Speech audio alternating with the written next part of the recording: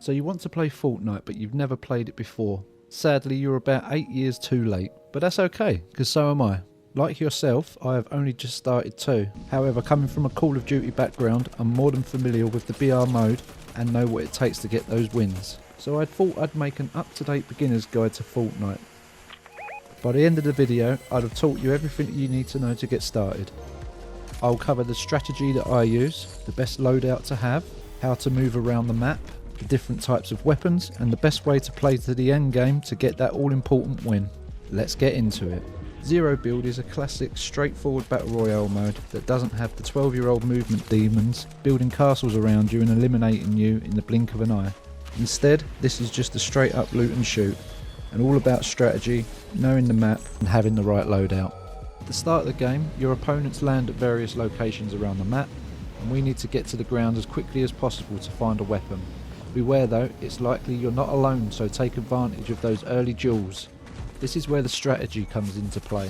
Knowing where chests are and other loot is essential for the start of the game, as it's a matter of life and death. Chests containing loot can be found everywhere, and you can hear them when you start getting closer to them. The yellow chests give you the basic loot, whereas the blue ones give you much better and rarer loot. Being properly equipped is what leads you to the later parts of the game. I will explain these items and what ones to pick up and what's worked for me in just a second, so make sure to stay tuned for that. As the game progresses, you'll start to notice that the enemy numbers are starting to dwindle and the zones are starting to get a lot smaller. My number one tip, do not engage in battles unless necessary. Shooting at another player will alert other players of your location because of the gunfire sound, and if someone else is nearby it could result in a third party attack and it could be game over. Instead, pick your fights wisely. 9 times out of 10 your enemies will go after the source of the sound, you. So instead, I suggest waiting until there's a huge fight. Let them fight it out whilst you move into a better position to pounce and catch the enemies off guard. Now we're getting towards the end of the game, we need to start planning ahead. When there is less than 5 people left, I'd recommend finding height to try and spot enemies and see what's going on. Tip number 2, never be in the open. Always make sure that you've got some cover. For example, bushes, trees, rocks, buildings, anything just to try and avoid getting spotted or even damaged. Now I don't want you to be going into the final few battles without the right loadout, so let's cover that now. It's good to have a variety of different weapons, each for close and long range. The best weapon to start off with is an assault rifle, and you should always carry one of these. Next, I'd recommend carrying a shotgun for those close range duels, as these deal much greater damage than others and eliminates your opponents quicker at this range. Now, I like to carry a special weapon in my third slot, either a mask or a sword.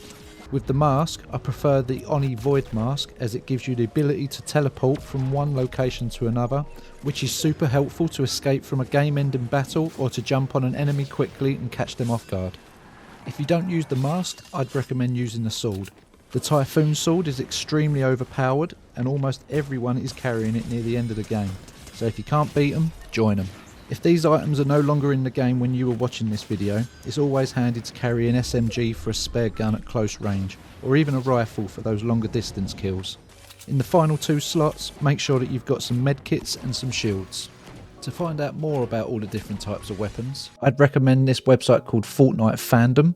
It's a Wikipedia, and it's really good resource to be able to find out more about the weapons, the battle pass, Godzilla, and the loot pool, all these different things that you can find out about the game. So it's definitely well worth checking out, and I'll leave a link to this in the description. These are just the main points to cover for those new to the game and give you a basic understanding of the mode. The tips I've given you in this video will give you a great starting point and will absolutely give you the highest chance of getting your first win and many more beyond that.